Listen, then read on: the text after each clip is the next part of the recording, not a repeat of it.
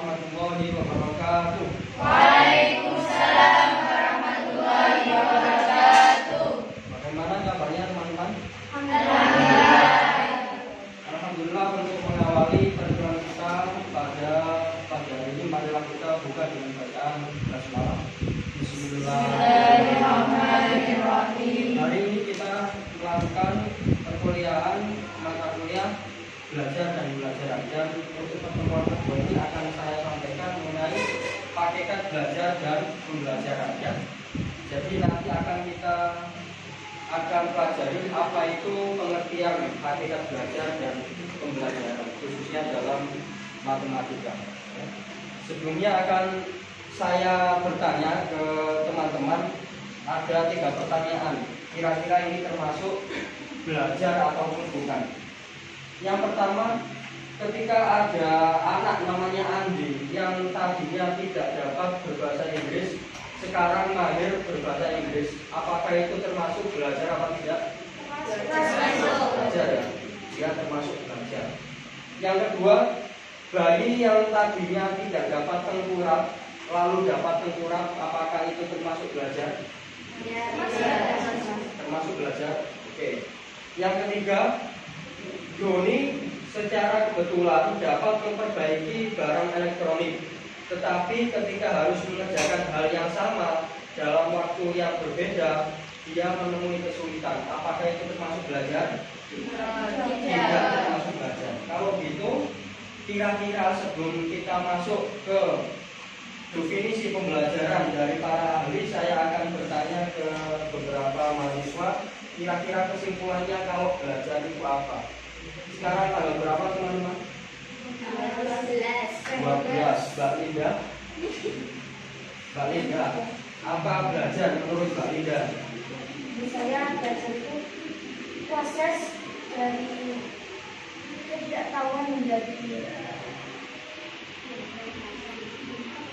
tahu. Ya, proses dari yang sebelumnya tidak tahu menjadi tahu. Atau kemarin pas waktu kita kuliah di psikologi pendidikan, bahwasanya ada proses perubahan apa?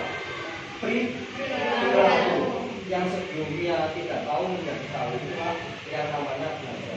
Kita lihat di slide ya, bahwa ciri-ciri dari belajar yang pertama adalah aktivitas yang dapat menghasilkan perubahan dalam diri seseorang, baik secara aktual maupun potensial. Jadi yang pertama adalah menghasilkan perubahan.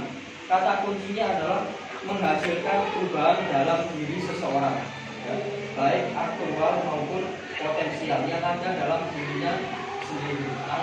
Seperti contohnya bayi tadi, yang sebelumnya waktu kecil ya, masih bayi, yang sebelumnya nggak bisa merangkak, kemudian bisa merangkak, itu kan proses yang belum bisa menjadi bisa, itu potensial dalam dirinya. Sedangkan contohnya Mas Doni tadi, dia suatu ketika bisa membenahi alat elektronik yang rusak, tapi suatu ketika dia menemui kesulitan, berarti dia tidak melalui proses pembelajaran, hanya mungkin kebetulan saja pas waktu membenahi kemudian bisa, gitu ya. Oke. Yang kedua, ciri yang kedua adalah perubahan yang didapat sesungguhnya adalah kemampuan yang baru dan ditempuh dalam jangka waktu yang lama. Jadi proses pembelajaran itu atau proses belajar itu membutuhkan waktu yang lama, tidak langsung, tidak kilat gitu ya, tidak instan. Orang seperti contoh yang pertama tadi, ada anak yang pengen ngomong belajar bahasa Inggris, itu kan butuh proses. Kecuali kalau dia lahirnya di Inggris ya, usia 5 tahun ngomong Inggrisnya sudah pasti sendiri ya. Kalau kita sejak TK sampai sekarang diajari bahasa Inggris aja kan, tapi kalau suruh ngomong aktif gimana?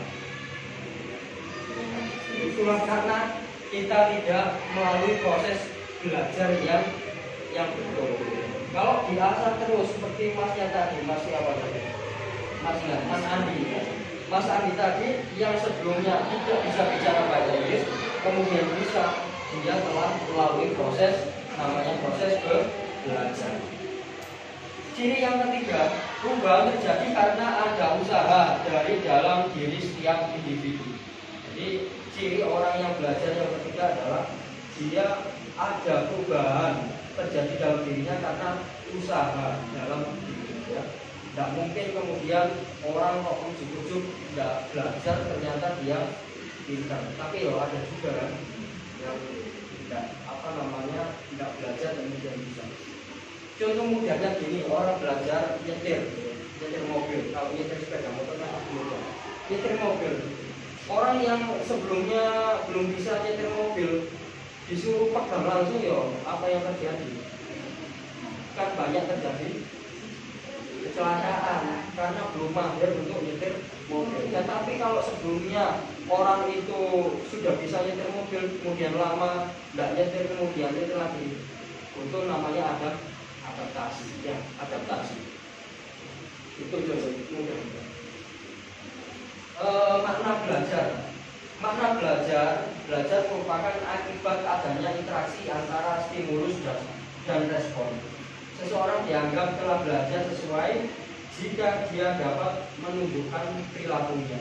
Jadi makna belajar yang paling sederhana itu adalah makna belajar yang ini menurut mungkin kalau teman-teman tahu ini adalah teori behaviorisme. Ada stimulus dan respon gitu ya.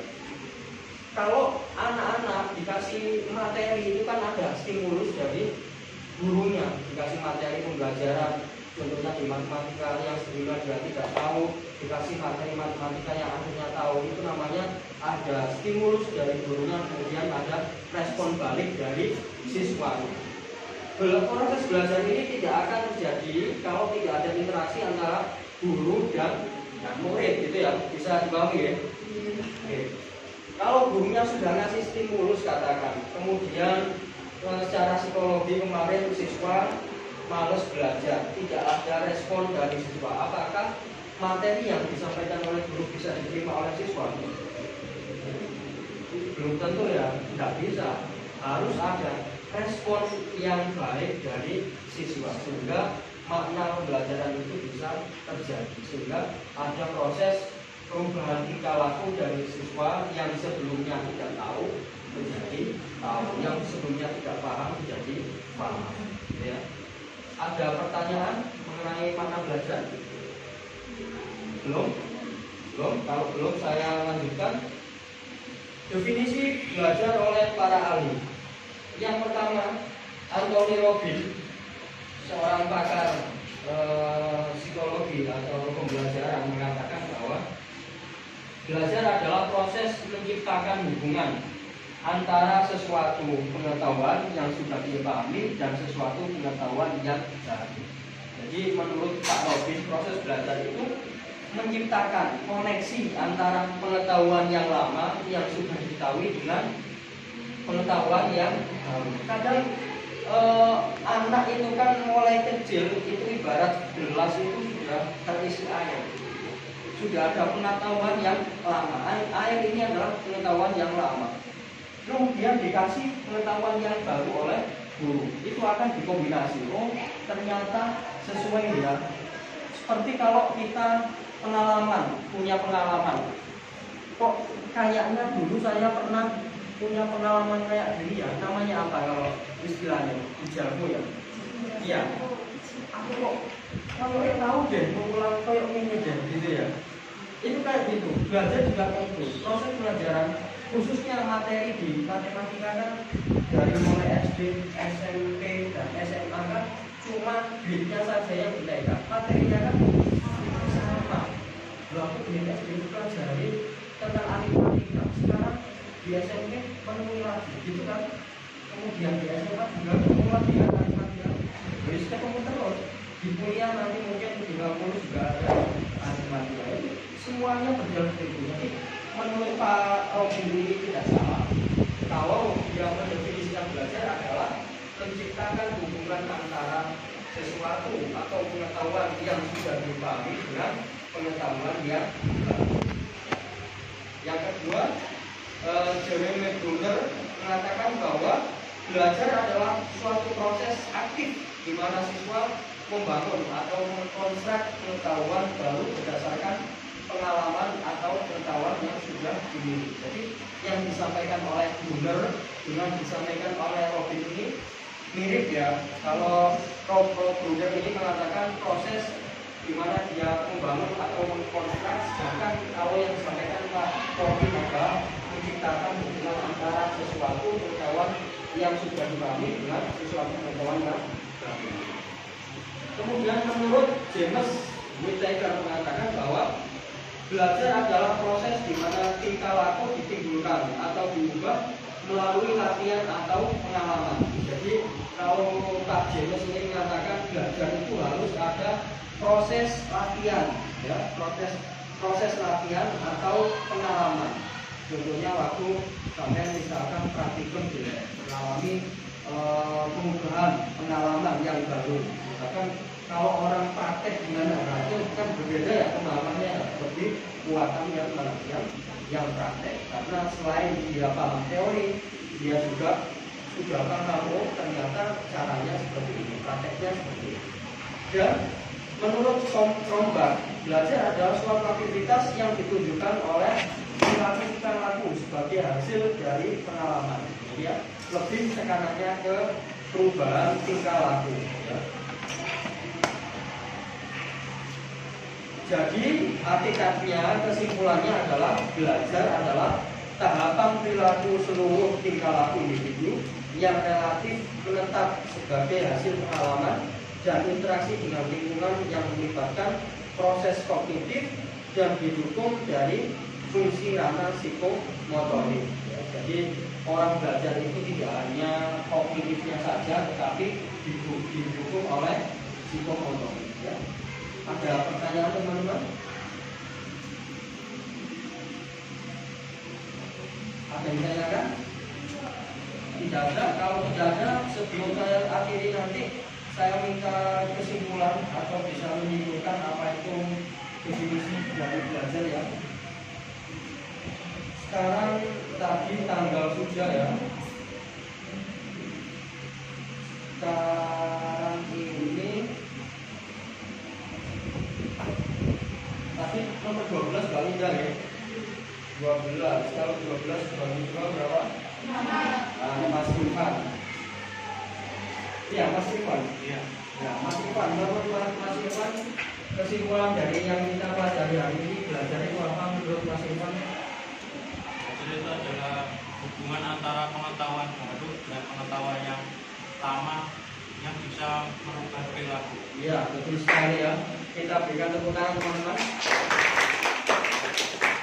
Hubungan atau konstruksi penghubungan antara pengetahuan yang didapat yang baru dengan pengalaman yang sudah ada melalui perubahan tingkah laku ya.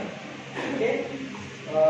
Untuk mengakhiri perkuliahan ini, kalau tidak ada pertanyaan, marilah kita tutup perkuliahan kita dengan bacaan hamdalah. Insya Allah kita akan ketemu lagi di pertemuan ketiga ya. Saya akhiri. Assalamualaikum warahmatullahi wabarakatuh. Waalaikumsalam.